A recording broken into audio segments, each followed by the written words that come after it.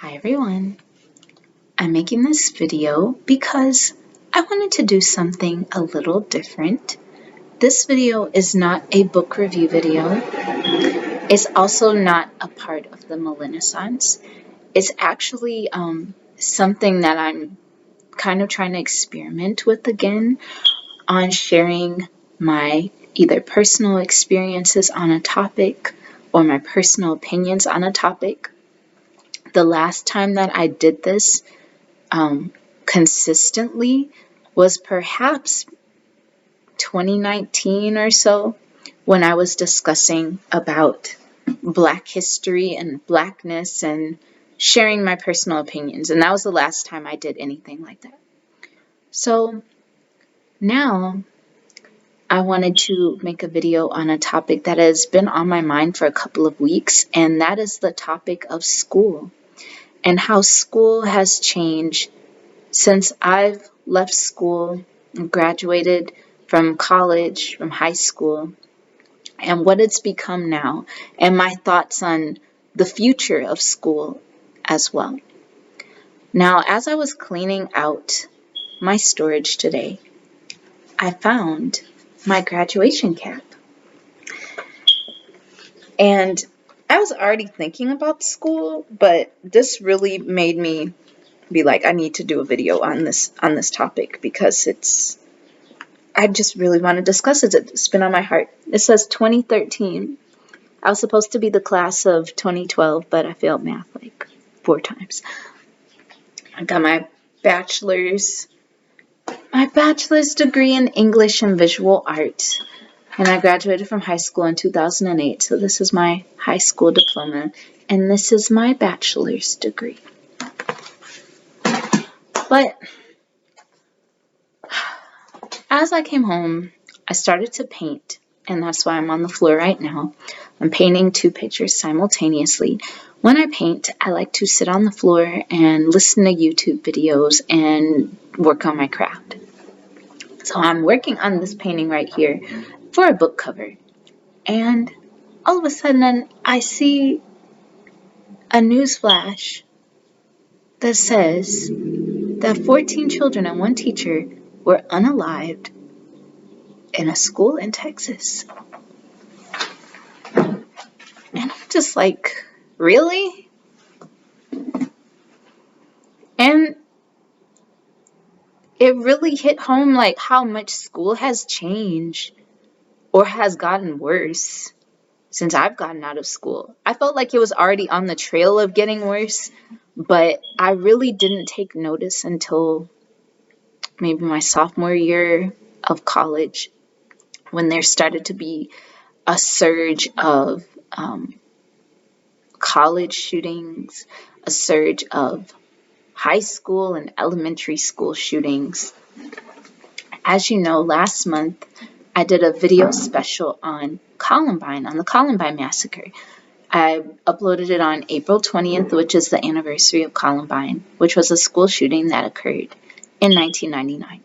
And at that time, I was 10 years old, and it had a very big impact on me and how I viewed school and safety. That book was written by Randy Brown, who is, well, he's still alive, but his 2 sons were students at Columbine High School.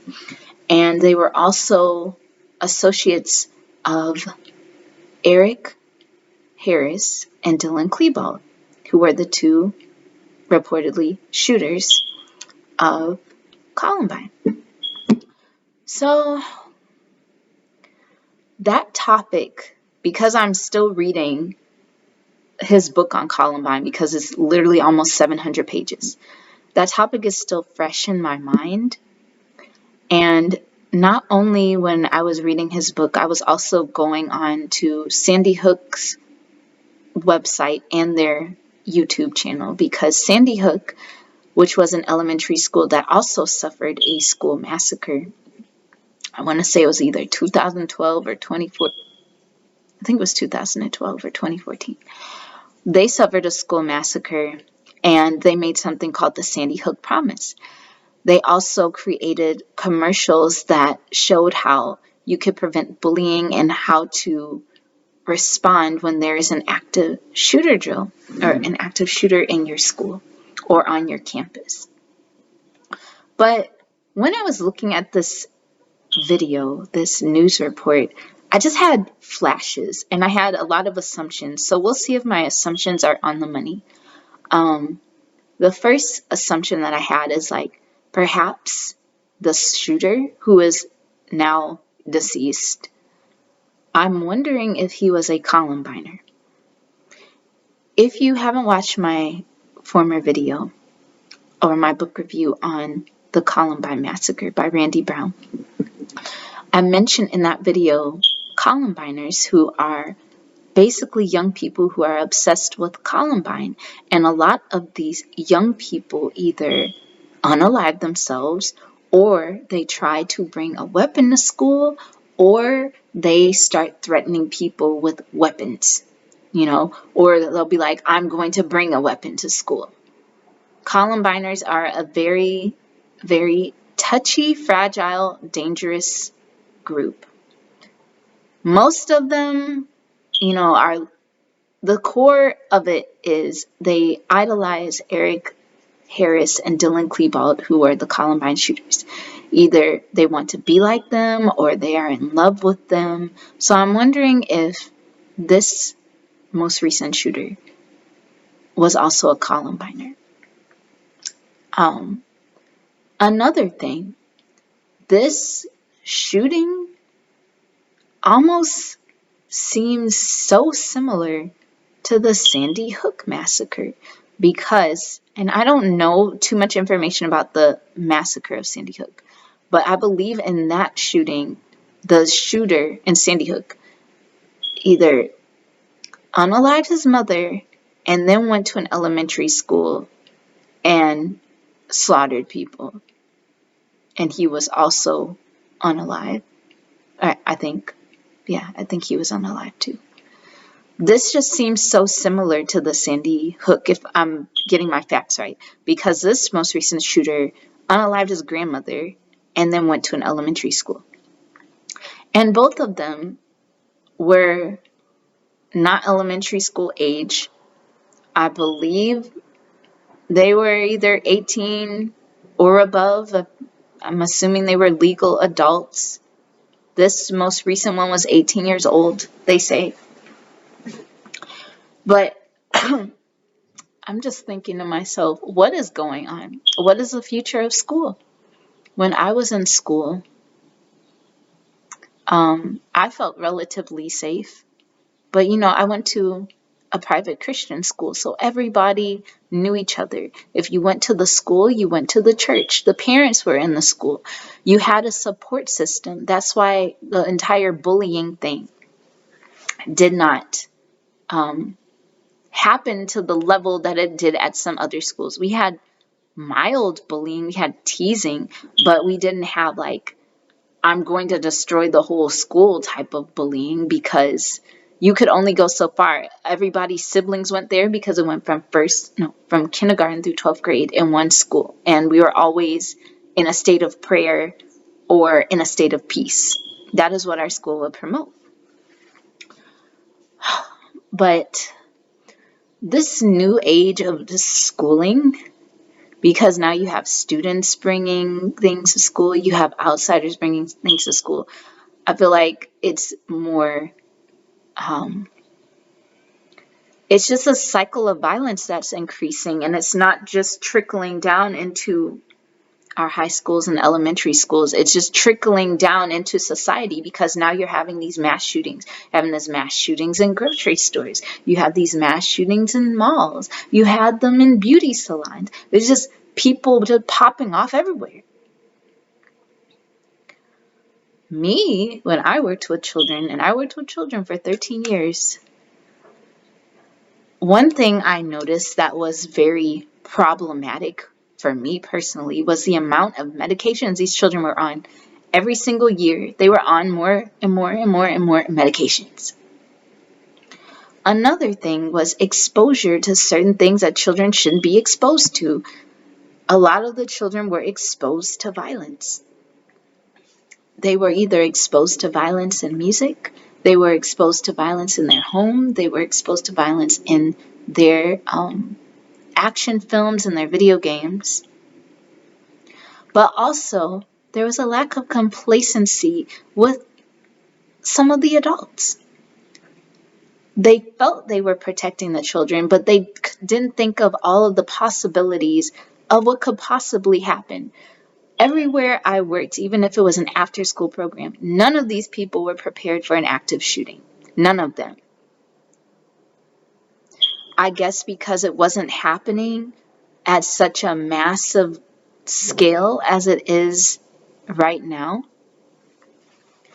Right now, what schools are doing, they're training teachers how to prevent the shooting before a shooting even becomes formed in the mind of somebody. They have these bulletproof shields that one school has where it's impenetrable of any type of bullet. You could get a machine gun and shoot at this shelter and it will not penetrate the shelter. And all the children are supposed to go inside and they lock the door until they are safe. I'm like, this is crazy. This is insane. I don't know why this person did this, because what's interesting is both of these people were, I guess, adults, and they came to an elementary school. They could have just gone on with their lives, but they decide not to target people in their age group, but they decide to target a child because they feel more powerful than the child. They already seem to look frail, just like most of the school shooter archetypes or types that you see, most of them, they're not really buff. Most of them seem pretty lanky. The ones that I have seen anyway. They don't seem like they have good hygiene. They just seem like a loner.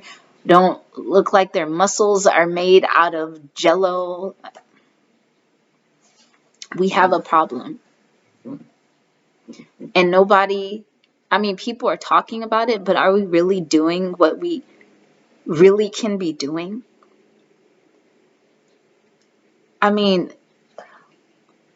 Everywhere I go, there's lack of security. I'll look at different places. Oh, you have the security system in the store. That's just not enough. People really aren't prepared for people popping off. We're just living our everyday lives thinking it's not going to happen where we are, or that it's not going to happen at our church or at our school or at our grocery store or at our beauty salon. We're not prepared. We're not even prepared for the buses.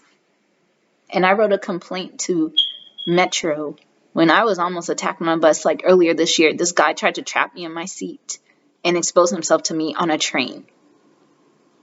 And the only time I've ever seen anybody act in line on the train was when the state troopers were on the train. I know a lot of people don't like the thought of having a lot of presence, like armed forces. I don't know if this is a setup where we'll be asking for arms, or if this is just I don't know what's going on. But people have been popping off.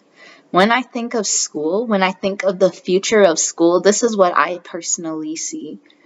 I see school is going to be driven to be more digital.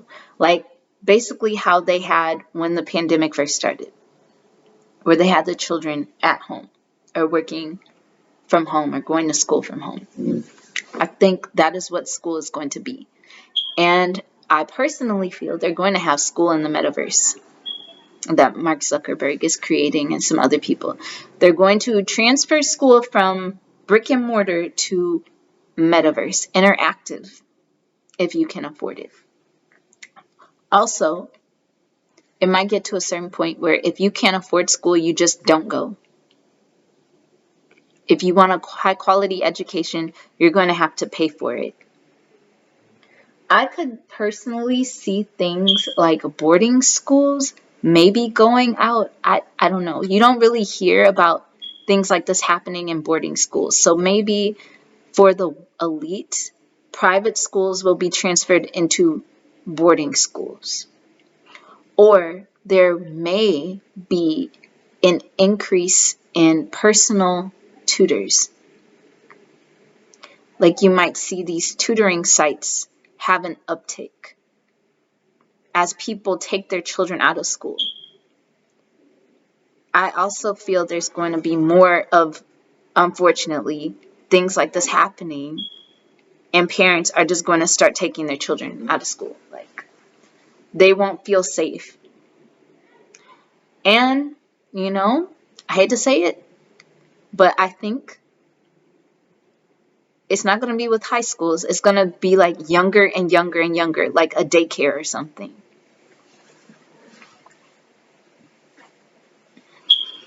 School has changed so much, even though there have been school shootings for a long time. There's this video on YouTube called 75 Years. I think it was either 50 years or 75 years of school shootings. And the people that are telling the stories in the video are those who survived the school shooting. I want to say either all or most of them were injured, but it was different shootings from different time periods, from different decades, and they were all sharing their stories. So you had an older person and you had a younger person.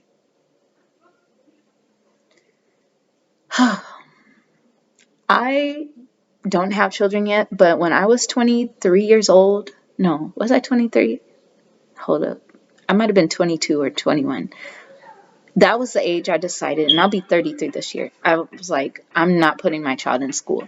And people are like, oh, Kiara, why won't you, you can't shelter them. I'm like, it's too dangerous.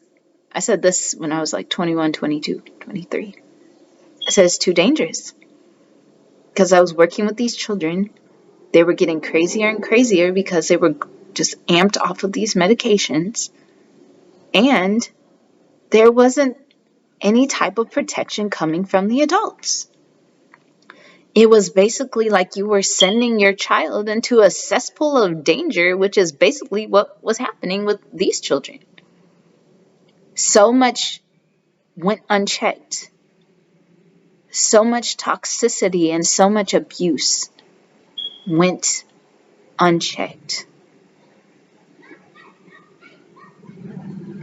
That's why an environment of danger and distrust was created for these children.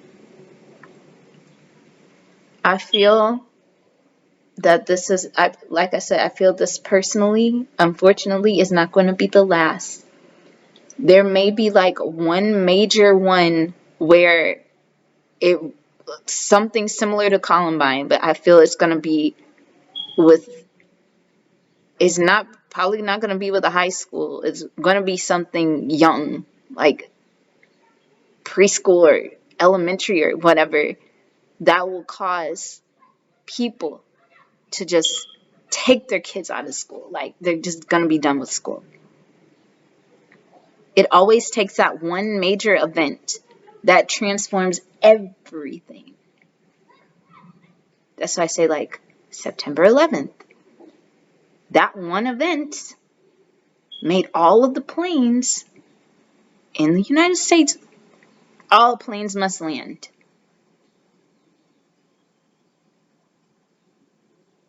One event.